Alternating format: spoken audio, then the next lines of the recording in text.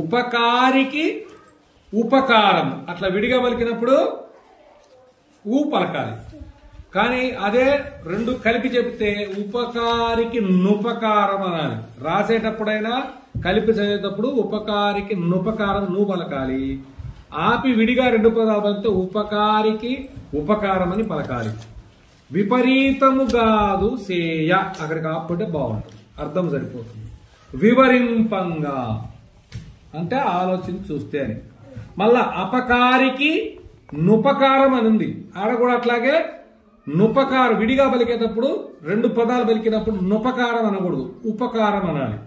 రెండు కలిపి పలికితే అపకారికి నుపకారము, విడిగా పలికితే అపకారికి ఉపకారము అనాలి. నెపమెన్నక సేయువాడే అక్కడికి ఆపుకోవాలి. నేర్పరి సుమతి అంటే మనకు మంచి చేసిన వాడికి మనం మంచి చేయడం అనేది పెద్ద గ్రేట్ ఏం కాదు.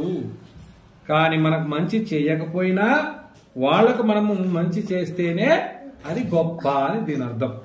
ఉపకారికి నుపకారము విపరీతము కాదు సేయ వివరింపంగా. అపకారికి నుపకారము నెపమెన్నక సేయువాడే నేర్పరి సుమతి. ఇప్పుడు పదాలు విడగొట్టి పలుకుదాం, ఇట్లా కూడా పాడచ్చు.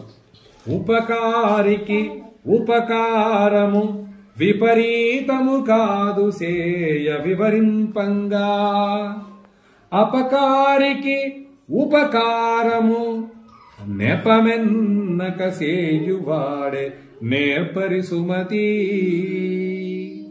అట్లా రాగంతో పాడాలి. ఓకేనా?